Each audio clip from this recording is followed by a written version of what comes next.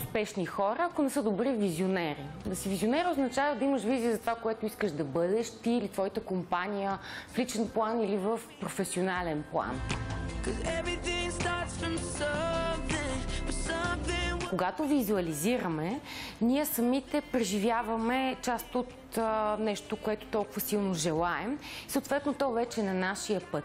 По този начин, чрез визуализацията, заляга подсъзнателно в нас и в момента, в който ние живеем, действаме, поставяме си цели, стратегии, постигаме ги и така нататък, ние подсъзнателно вървим по онзи път, по пътя на визуализацията, по пътя на визията, която сме поставили.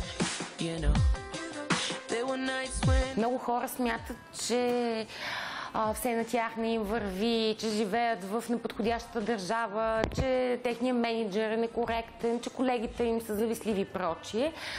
Ако разгледаме този проблем от страната на визуализацията, какво бихме казали?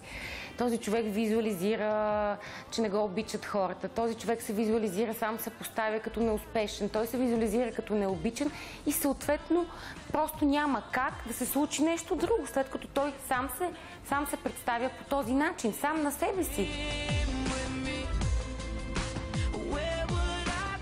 Ако наистина хората са изключително негативно настроени, това най-често, понеже те не си дават сметка за собствените си вътрешни желания и мисли.